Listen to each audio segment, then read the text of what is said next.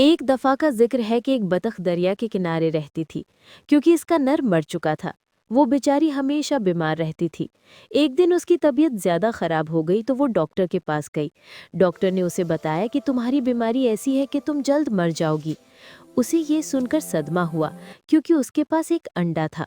اسے ڈر لگا کہ اگر میں مر گئی تو اس انڈے کا کیا ہوگا جس کے خول سے جلد ہی بچہ نکلنے والا تھا، اور پھر اس بچے کو کون سنبھالے گا؟ لہٰذا وہ اپنے سب دوستوں کے پاس گئی جو جنگل میں رہتے تھے۔ اس نے اپنے دوستوں کو اپنی ساری کہانی سنائی، لیکن انہوں نے مدد کرنے سے انکار کر دیا۔ بیچاری بطخ نے ان کی کافی منتیں کی کہ خدا کے لیے تم لوگ مرنے کے بعد میرے بچے کو اپنا سایہ دینا، لیکن کسی نے اس کی بات نہ مانی۔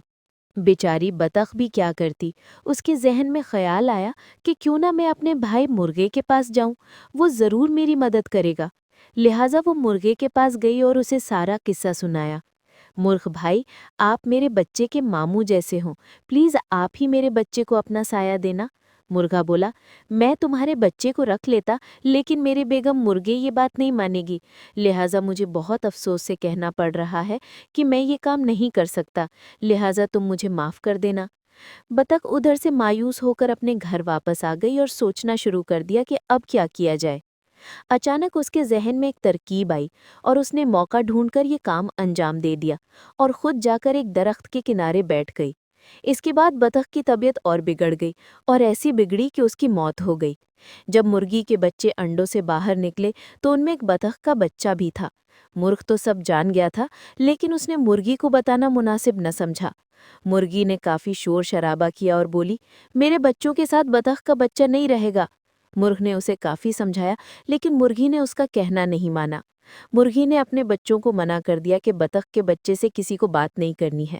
سب نے مرغی کی بات مان لی، لیکن دو چوزوں نے اپنی ماں کی بات نہ مانی، اور وہ جو خود کھاتے تھے اپنے ساتھ اس بطخ کے بچے کو بھی کھلاتے تھے۔ مرغی کو بطخ کے بچے سے سخت نفرت تھی، وہ اسے دیکھنا بھی پسند نہیں کرتی تھی۔ ایک دن مرغی کے ذہن میں خیال آیا کہ ہم سب مل کر دریا کے کنارے سیر کو جائیں گے، ہم سب واپس آ جائیں گے اور بطخ کے بچے کو وہیں چھوڑ آئیں گے، اس طرح سے جان چھوٹ جائے گی۔